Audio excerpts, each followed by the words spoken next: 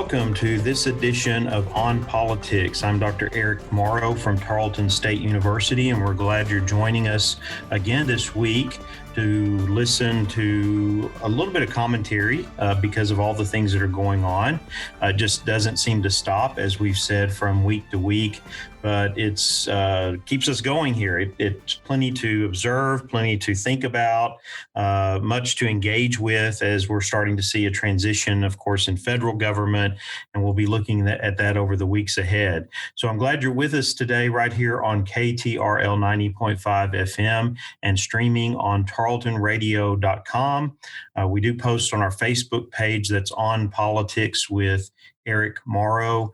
And we also are available after the show. You can listen to this episode and many other episodes on SoundCloud, or you can download where you get your podcasts. So getting right into the topics of the week, and especially the one that's in front of all of us that will continue on for a few weeks more, and that is the second impeachment of President Donald Trump.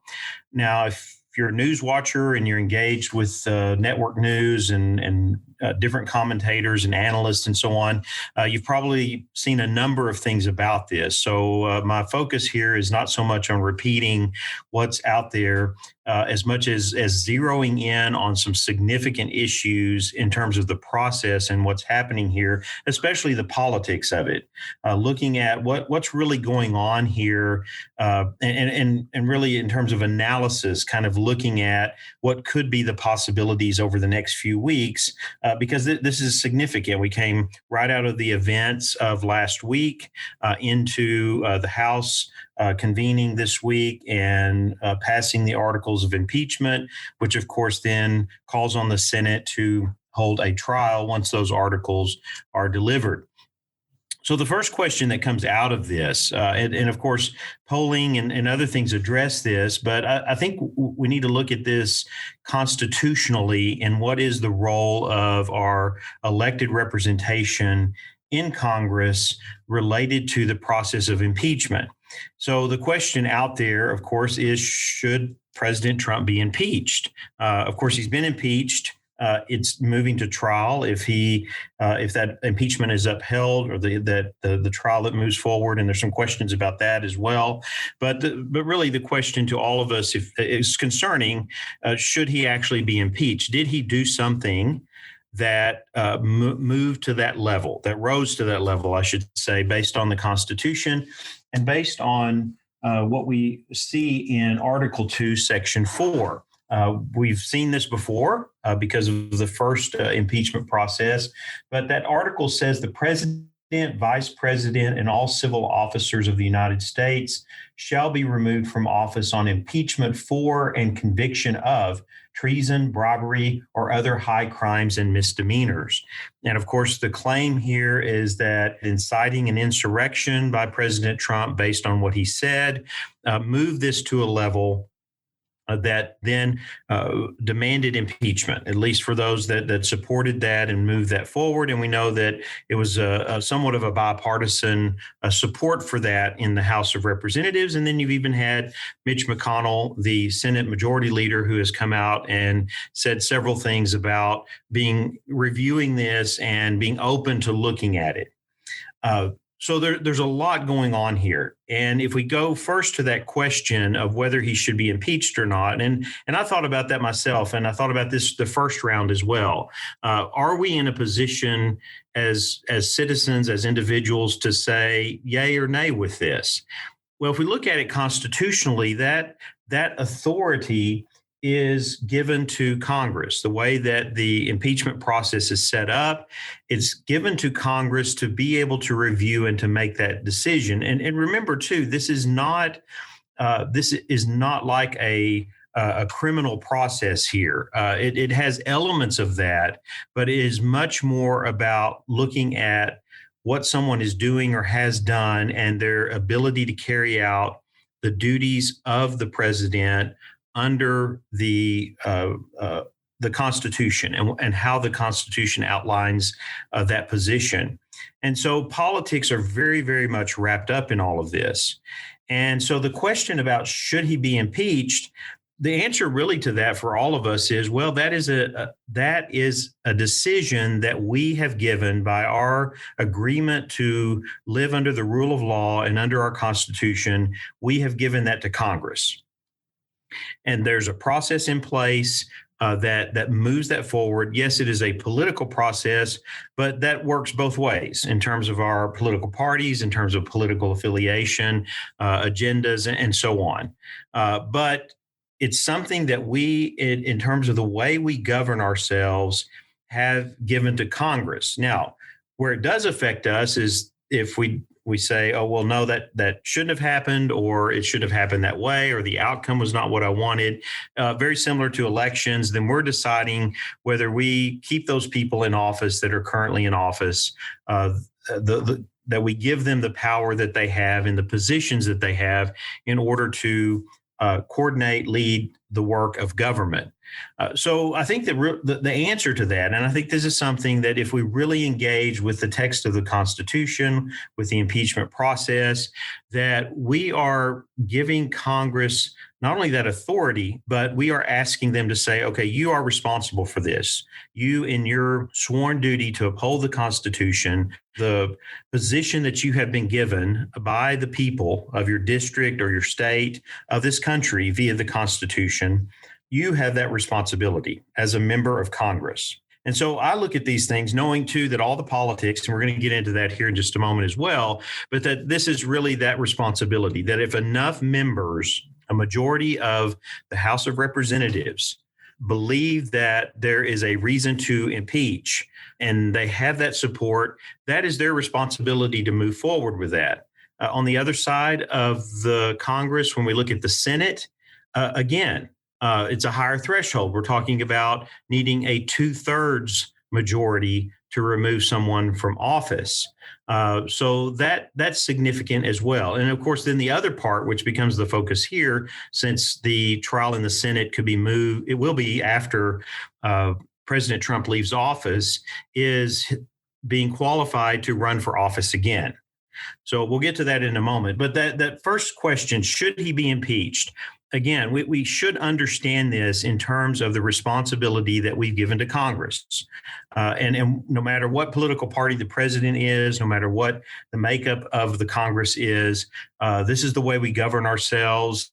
These are the challenges and the environment that we navigate. And thus, this is something that we have delegated via the Constitution to our Congress to address.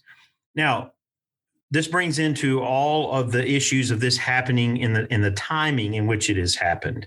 Here in about less than a week, President Trump will be leaving office. Joe Biden will be sworn in as the next president of the United States. And so the question is, why even proceed with this? Because he is going to be out of office. He is not going to be in the position to have the authority and so on. And so what's the purpose in going forward with this? And I think this is on multiple levels, and we need to understand this. And some of this you're already aware of, and some of it you may not be. But I want to give you some things to think about. So why either delay this process, or I think as some are seeing it, why get caught up in all of this at a time when the focus should be on the installation, the inauguration of a new president? So I think that's one area. One focus here is that there's not the need to detract from that with all that would be going on in terms of a Senate trial for a sitting president who's about to leave office, and something that may even in itself extend beyond the inauguration. I was listening this morning to a broadcast where they were saying that President Trump is having difficulty getting representation for the impeachment trial, getting attorneys to come on board for a team to be able to engage with this. So there are all kinds of aspects of this that take time, and time is not something that's available if there's a transition here and it's being handled in the way that it was.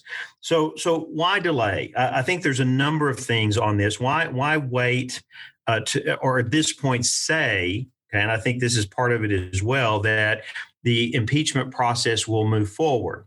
Well, first, the House has to deliver the articles of impeachment to the Senate. Of course, the Senate is out of session and will not come back into session until next week.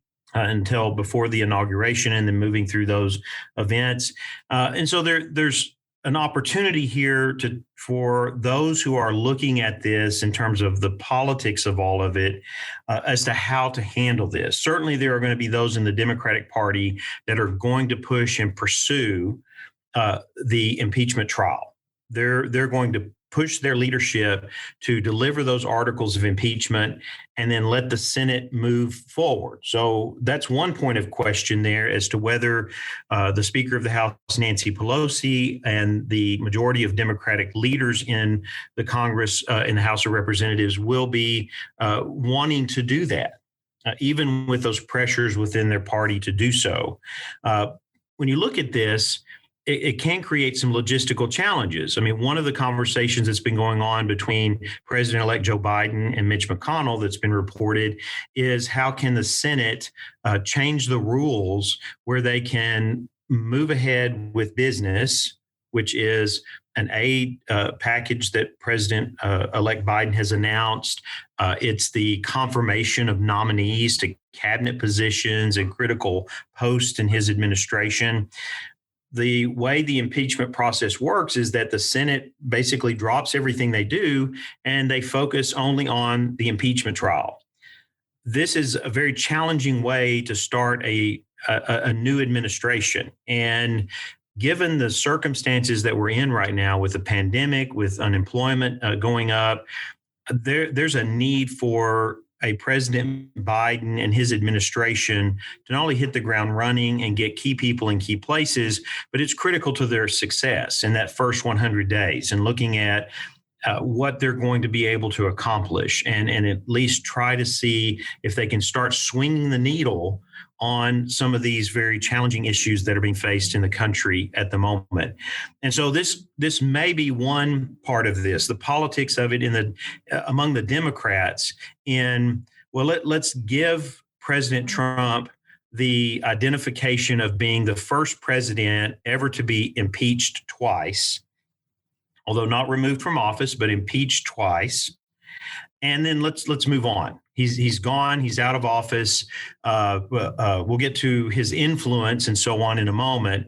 But for Democrats politically, they have to be looking at it in this way. Whereas the Republicans, I think on the other side, I think one of the concerns one of the things that they'll focus on is, well, why not let the Democrats move forward with this? Why not let them get bogged down with it early on and hinder what the Biden administration is able to do and how it's able to function early on? I mean, politically, that makes sense as well, to let the Democrats who will have control of the Senate via the vice president and having half the seats in the Senate, that could be very much in their thinking of, well, we're not going to handle this. We're going to let the incoming Senate and incoming administration, we're going to let them deal with it, because if they then have the choice of whether to move this forward or to leave it alone and just go forward with the work of the new administration. So again, all of this is in the mix. The other part of this too, that could get all of this bogged down and may contribute to it not moving any further than it has already. And that is, what is the standing of a former president related to impeachment? So we know that if he's left office, removing him from office is not to be decided. He's already out of office. The other part of this is the restriction on being able to run again for public office. And again, there's questions about whether that could be pushed forward or not once the president has left. Constitutional scholars, if you get out there and look at some of the literature on this, they're very divided about this. Some say, well, yes, that could happen. And part of it is, and looking at it that way, is that you could have a president that would say, that's been impeached, that's moving to trial, and say, well, I resign. And then if he's resigned, then he's out of office. That's been achieved. There's no further need to address this. So here is this stipulation in there that the Senate also has to vote on. And remember, this one's only voted by majority. It doesn't have to be the 2/3 majority of removal from office. So by majority, which Democrats will have, they could bar President Trump, at that point, former President Trump, from running for office again. Again, this is, again, a political move. I mean, what concerns or what issues do they have to see with this? And of course, they're kind of looking ahead. I mean, he wouldn't run, I don't think, for anything other than maybe president again in 2024. But 2 years, 4 years is a lifetime. I mean, there's so much that happens in politics, and so you're basing a decision now that may not be able to be upheld, that would certainly be challenged in the courts, as to whether Trump would be a candidate in 2024 or not. As in addition to aggravating the base that he has, which again we'll get to in a moment, because I think this plays into all of this as well. So there's politics all wrapped up in the process here of calculating as to what is the right move at the right moment. So we've looked at the Democrats a little bit and what maybe they're thinking and debate that's going on. Let's look at the Republicans, and why would Mitch McConnell come out and kind of open the door to the process of a trial in the Senate? So I think one part of this is that Mitch McConnell and others of the Republicans were genuinely disgusted at what happened on January 6th. That this group was incited, and some of this did happen beforehand. There was conversations going on, there were plans going on, and so the rhetoric that was used by President Trump, by Rudy Giuliani, and others that day just pushed this to fruition. But I think that there are many in Congress that were disgusted by all of this. And I think there's genuinely a desire to end all of this, to end the Trump era in terms of the position, the power, the way he communicates, the rhetoric, and so forth, in terms of what they are doing as politicians, as leaders of Congress, as what they see needs to be done from both sides going forward in order to address some of the critical issues. Not to say that they're in unison, they're not, and we're about to see some of that in the days ahead. But it is a much more common shared feeling, as we see among legislators on both sides, who have come out and spoken against what happened last week. So I think in one way, this, combined with Trump losing Twitter, Facebook access, social media access altogether, was one way in which the Republicans in Congress, especially the Senate, but that they could hold Trump in check. They could come out and on the one hand, they're saying, we didn't like what happened. We're against that. Did the president incite this? Well, possibly, but we're going to have to look at it. It holds him in check for the moment. So all of this combined together to get through the inauguration and to see him leave office. So I think that's a very smart move. And if you've watched Mitch McConnell over the years, he's a master tactician when it comes to politics. He thinks through, looks through, evaluates. He really moves in a political way in all that he does in trying to navigate this related to his party and, of course, related to power. And, of course, they're losing that with Congress, and their focus has to be moving ahead for a couple of years. What's going to happen between now and the next election? And so I think that plays into this as well. Saying that, I think we have to look at the base of support that Trump has had and continues to have. So Mitch McConnell and others are looking at the millions of votes, the record voting that happened in this last election, and the millions of votes of supporters that President Trump had in that election. And while they don't want to condone some of the things that have been said and done, they don't want to go too far and push those people away, either from the party or detach them somewhat from the mainstream in the Republican Party. I mean, we know and we've seen this, that the party really has shifted in these last 4 years. It has been a party of Donald Trump, in that Republicans have been there and supportive and for the most part of what the president wants, what his agenda is, what he wants to do. It has not been a traditional Republican Party agenda. While it has elements of that in there, it's been driven by the words, the actions, the goals of the president. So I think they're very much concerned in looking ahead and not wanting to alienate that base. And one of the reasons why I bring that up is that there was an Axios poll this past week that looked at that support post January 6th with the events that happened. And just in looking at those numbers, we can say 2/3 of House Republicans voted to decertify the election results. Okay, so this happened after the events of January 6th. So you still had 2/3 of House Republicans. 93% of House Republicans voted against impeachment. And then a poll among people in the country that was taken over this past week, 64% of Republicans said they support Trump's recent behavior. 57% of Republicans said Trump should be the 2024 GOP candidate. Only 17% think he should be removed from office. So that, even with the events that have happened, that support, while it's diminished some, is still out there. And I think Republicans are going to have to contend with that over these next 2 years. And so you might say, okay, well, then what does this mean in terms of a Biden presidency and so forth? How does this strategy play into what may happen in the coming months? Well, let's kind of look at this for just a moment. If Biden has success, not just in the first 100 days, first 6 months, first year, in engaging with the pandemic, in addressing unemployment, in limiting new crises that are happening as we move into what will be a primary cycle in about a year to begin that preparation for midterm elections.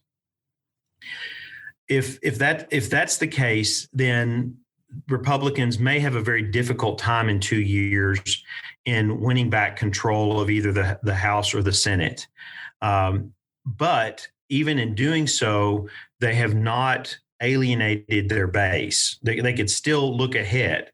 I mean, it's a given that if Biden is not successful, if there are new crises that continue to hammer away at the economy and in other areas, then they have an opening. They have an opening to engage with that base of Trump support out there, and maybe even with him if he resurges here after being in office, and then is able to get out there and to try to rally that support for Republicans to be successful in the midterm elections. So that's a given. But even if Biden says that they don't want to lose that support, it's going to be more challenging to keep all of it, because if things are going better in terms of the economy. But as we've seen, even when we were looking back at the Obama administration and then how Trump engaged with this, I mean, Trump was talking about all of the things that went wrong in the Obama administration, which many of that was not entirely accurate in terms of the economy and in other areas. There were some points that he zeroed in on that were a focus of his policy efforts, but he was able to carry that message and to get support with that message. And so I think that is where Republicans are thinking, how do we stay attached to this over the next year to 16 months or so in advance of those midterm elections? Again, if Biden is successful, they're looking ahead to 2024. Is Biden a one-term president? Okay, Biden has said that. That then opens it up, whether it's a Donald Trump or not, who knows at this point, because so much happens between now and then. But it opens it up to again connect with that base. Now, who will come forward out of the party to do that other than Donald Trump? Who knows? I mean, that's one of the questions to really watch, to see who begins to start positioning themselves. And we've seen that with some, like a Ted Cruz or a Josh Hawley, senators that we talked about last week. But again, I brought up concerns and questions about how they would actually be able to do that. And of course, after what's happened in this past week, what their political futures hold for them, both internally within the Senate and how it functions, and then also in terms of their constituents and their states. But again, they're not Donald Trump, as I said last week. And so the question then becomes, and I think we'll see this more clearly when we get toward the midterms, as to who are the people who will come forward that are going to try to tap into that wide base of support across the country, and whether they will begin to move earlier because there's a potential for Republicans to be successful in the midterm election, or if they will wait and then after that start to move based on the challenges that the country will face, or just the fact that it will be an open election on both sides in 2024.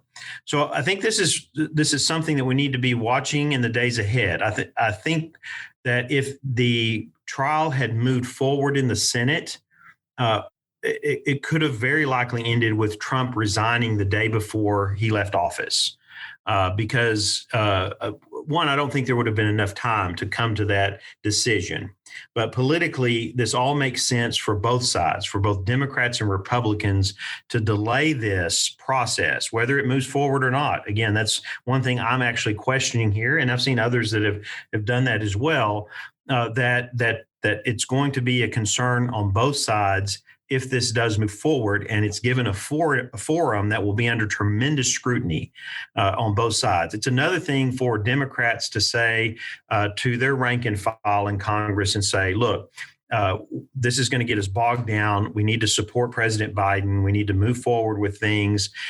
We won the election. We won the Congress. We've got a lot of things we can do now over the next 2 years before the midterm elections. We have the power, and we're in place to do that. I think that's going to be the centrist message coming from the Democrats, whereas the Republicans are going to be very concerned. The majority of them, not all, but most are going to be concerned about how all this is going to play out and look if any of them come out against President Trump, given the numbers that we are currently seeing. So keep watching this and look at as it develops. We've got a little time here to kind of catch our breath, even though that there's a lot of attention being given to this. It's, of course, shifting to the inauguration, a lot of focus on security around the inauguration, and then in capital cities around the country because of some of the threats. So I think that's where a lot of focus is going to be. It may be some shift here to look at the Biden administration, the incoming administration, and what we can expect in the first few days and weeks and months of that administration. So we may get a glimpse of that. Of course, we're going to come back to this impeachment issue. It may only be for a moment if it doesn't move forward. But I wanted to look at it and discuss some of the politics behind this and looking at the strategies of both sides and how they are engaging with this now and what might happen in the days and weeks ahead.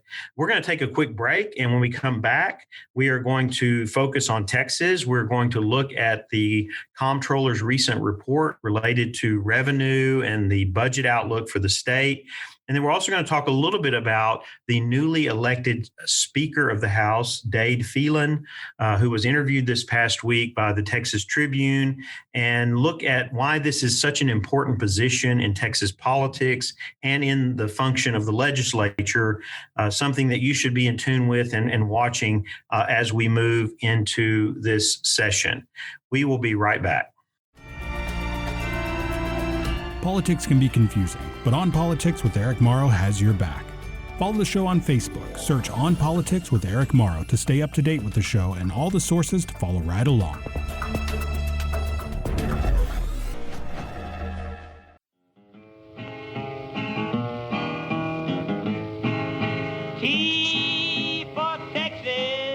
T for Texas is a Texas-based history podcast from historian Dr. T. Lindsay Baker. Find a new episode every Thursday morning wherever you get your podcasts.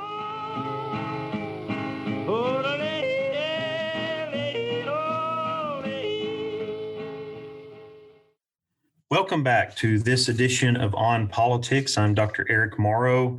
We are glad you're joining us today. If you missed the first half of the show, it will be on SoundCloud. You can listen there following the show today.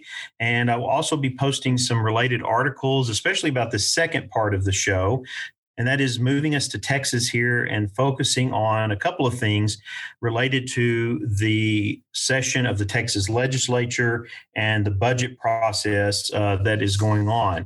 So first, before we turn to look at the new Speaker of the House and talk a little bit about that position, I did want to talk about the report that the Comptroller issued this last week regarding the revenue and the information that is needed by the legislators to prepare the next two-year budget, which of course will begin in September 1 of this year after the state legislature finalizes it, which usually comes late in the session most times. It takes the entire session, and this is usually the main priority of our state legislature is to prepare that budget.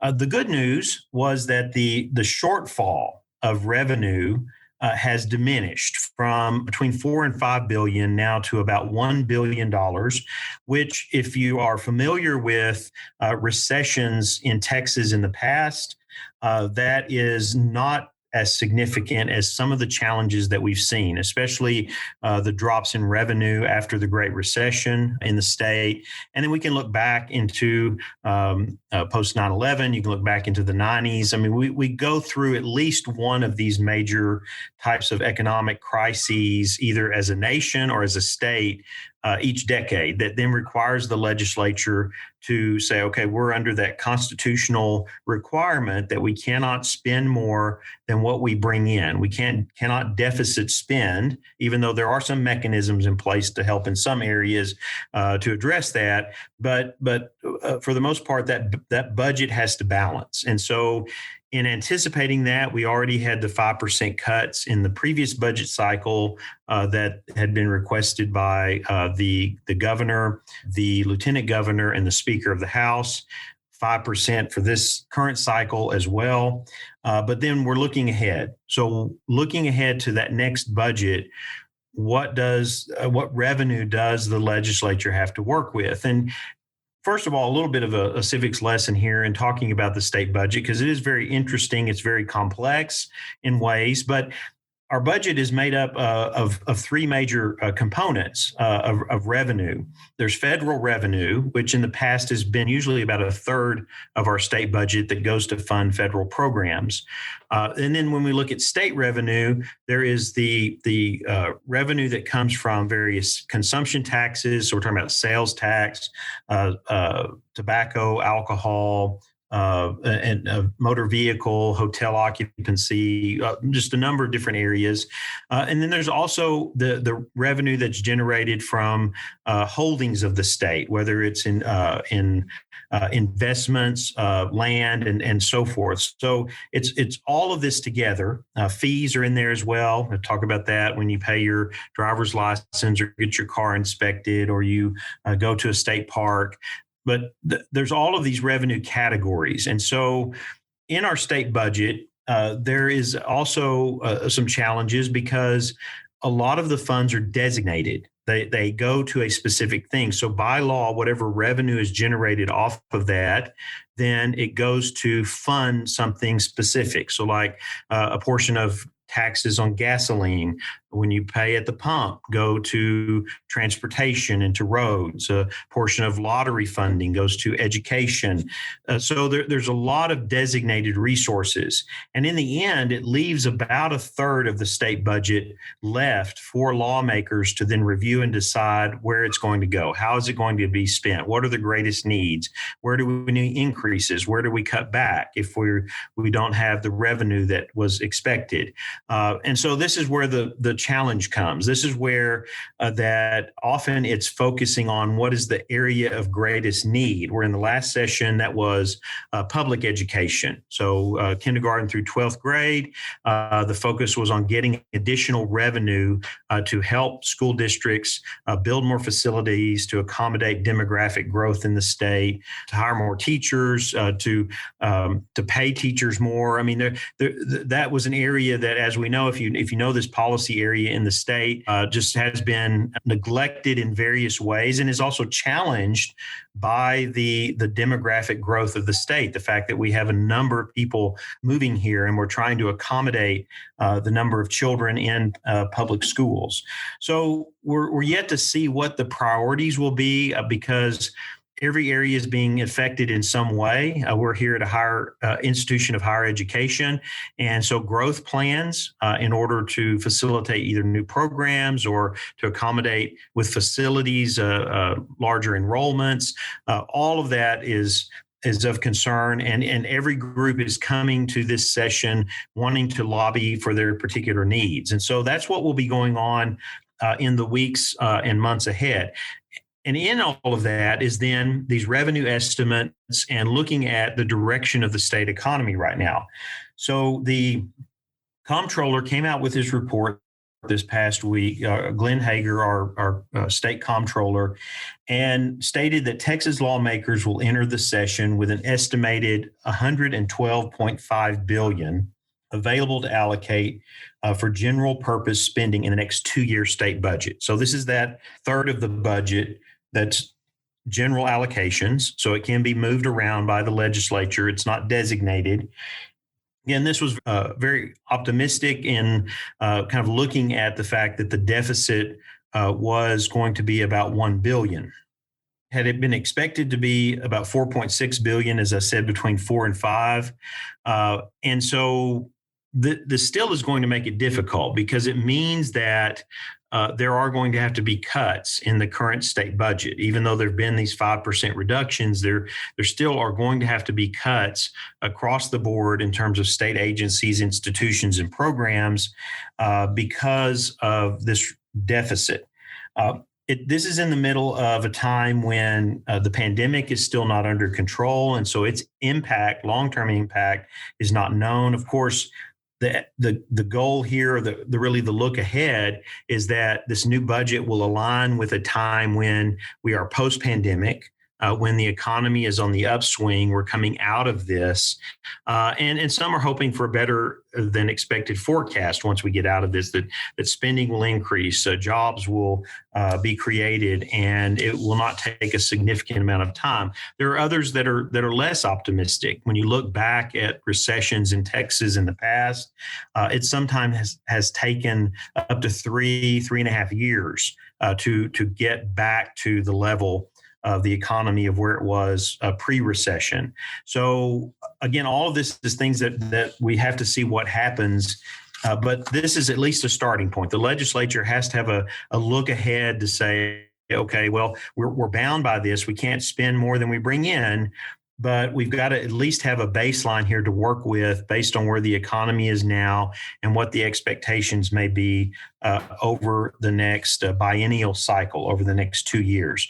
Another factor that's affecting this is unemployment. Our unemployment before the recession, if we look back, we were at 3.4% in May of 2019, which was a record low. We were around 13%, a little higher than that when we had the shutdown, and it had its impact. And then we have moved between 7 and 8%, which is good, and we've made progress, but we're still not anywhere near that record low where we were in 2019. The other thing about Texas too is important to know, and you've probably heard this in the news and tossed about and so on, is that we have what is called the Economic Stabilization Fund, which is also referred to as the Rainy Day Fund, which is funded primarily through crude oil and natural gas production taxes. We've carried a balance in that fund, and right now it sits at about $11.6 billion.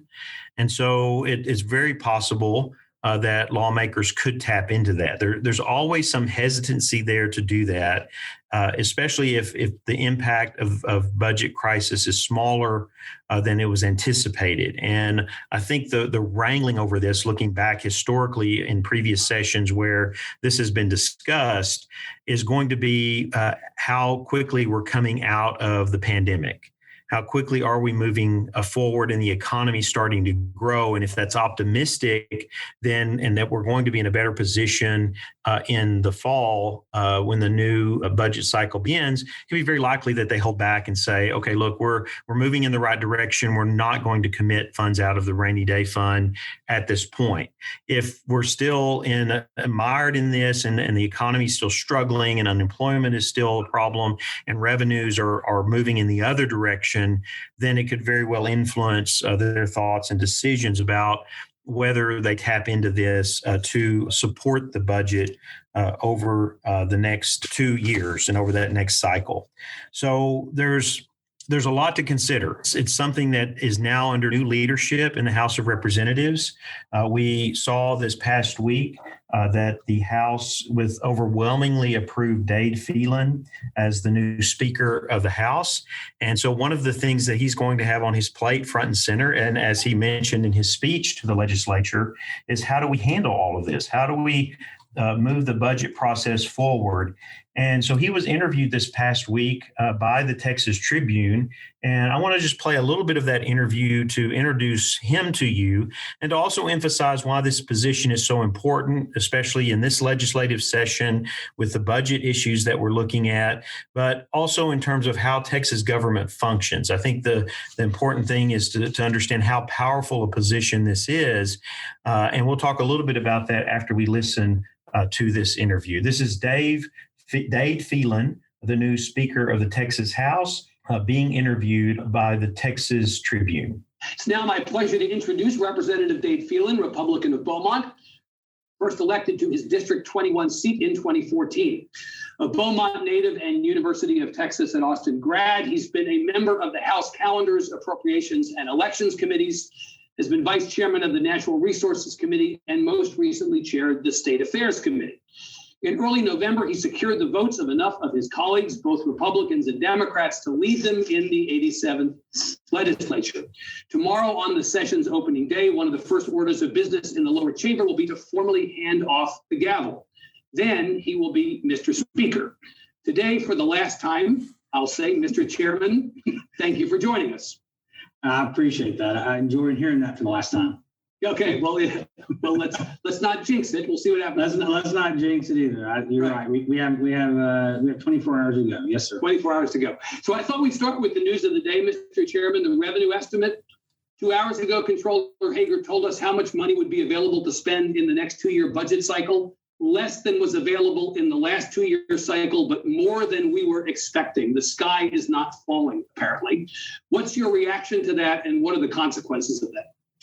I think it's about where we thought we would be over the last few months. We kind of landed where we thought the estimate may be for the current biennium and then, of course, for 22-23.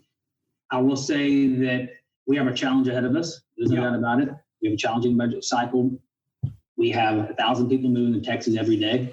And I use this line all the time. People probably get sick of hearing it, but they're not bringing asphalt when they move here. They're not bringing public school teachers when they come here. They're not bringing DPS officers and prison guards when they come here. So we have to provide that. That's the core essential services of the state of Texas are those items. And we have less to work with. That's unfortunate. Right. But the state of Texas is still the best place to do business. Sure. It's still, to me, the strongest economy in the entire country. So we will emerge from this COVID-19 fog, if you want to call it that, better than any state, quicker than any state. Yeah. We're just going to have to get to work sooner rather than later. And my colleagues are ready to do that. I've had multiple conversations with them. They're ready to get to work. And the budget, as always, will rule the day. Are there any areas of the budget, Chairman, that you consider to be off the table for cuts? We have to look at everything. I mean, that's. I've been on appropriations. I was on appropriations for 2 sessions, and there's no article that you don't go through with a fine-tooth comb. That's your job, right? Same with Senate Finance. You always have to take a fresh look at each budget as you go through that process. if you look at your budget back home, or your budget at the Tribune, or my budget back home, or my budget in my real estate business, the item you spend the most money on is what you kind of care about the most. Yep. And if you look in Texas, we've always spent our largest item in our budget each session is Article 3, which is public education and higher education. I don't see that changing. That is our priority coming through this pandemic. Children, we cannot abandon our children when they need us the most. But you're not saying, Mr. Chairman, that you're not going to cut public ed. You're not saying you're not going to cut higher ed. You said everything's on the table. I said that we've got to go through every article, every agency, and every receipt and look at it holistically, obviously. And we have to balance our budget. And we can only spend as much money as the Comptroller says we have to spend. And we can only spend as much money as the economy has grown. So we have to go through all those different types of restrictions, which are fine. We've done it before and we'll do it again. But I have full faith in the Appropriations Committee that they will do a fantastic job. All right. That is Dade Phelan, the new Speaker of the Texas House of Representatives. And I just want to spend a little bit of time talking about this position. I mean, it's significant in terms of the vote. He did receive bipartisan support. The vote was 143-2, with 4 members not voting. And part of that, I think, is that Phelan has presented himself, and I think with those that have been working with him, that he is has that pragmatic approach that is critical in Texas politics to resolving some of these issues and looking at these hard policy issues. Those that voted against him were supporting or wanting to hear more about a quote conservative agenda for the state. I mean, you have to look at this and understand it in context of political culture in the state, which I've discussed on previous shows, but also to look at what are the real hard policy issues that are facing the state. And this position, Speaker of the House, has a very critical role in addressing that. And so I want to just give you here a little bit of things about background about this position, or at least in terms of what it does, because I think this is a person that, with all legislatures going back, but now currently within the context that we're in, that this position is something we all need to be watching to see how he leads and the decisions that he makes. And so the Speaker of the House, one of the top positions in the state because of the direction that position provides to the legislative process. And so at each session of the legislature, the Speaker is elected, just requires a simple majority. And then the Speaker's powers are significant. So going forward and in the days ahead, the Speaker is going to be focused on, as the most influential member of the chamber, who resolves all questions of process and procedure.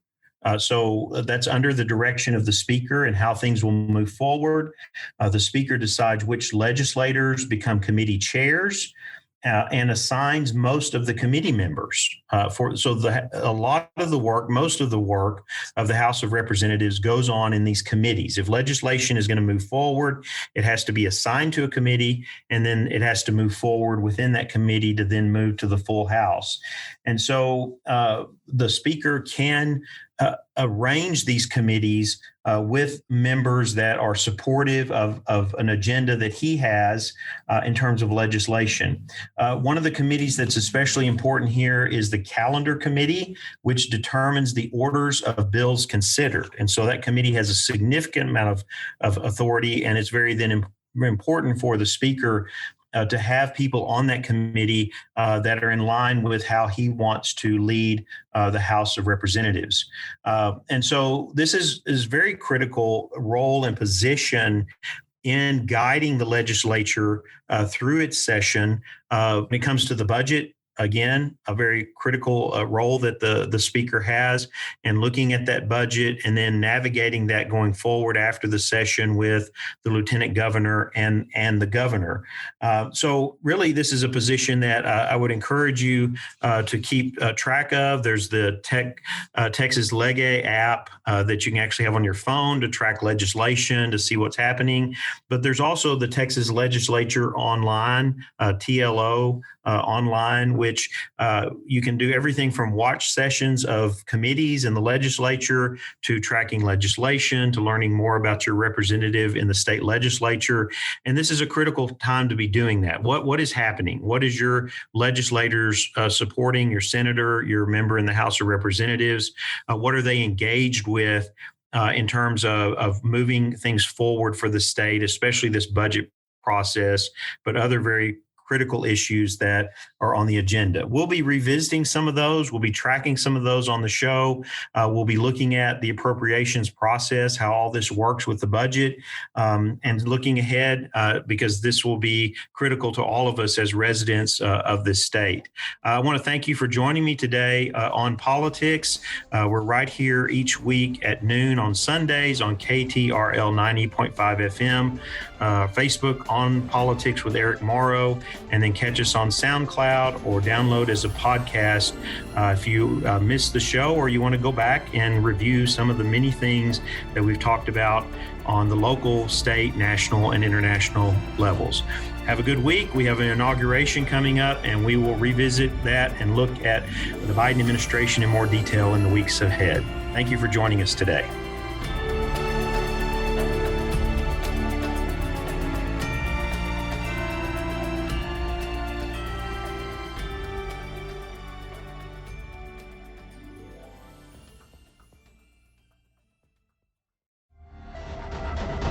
This has been a Tarleton Radio Network podcast with production from me, Taylor Welch, and me, Carissa Cole. Find more great shows by searching Tarleton Radio Network wherever you get your podcasts.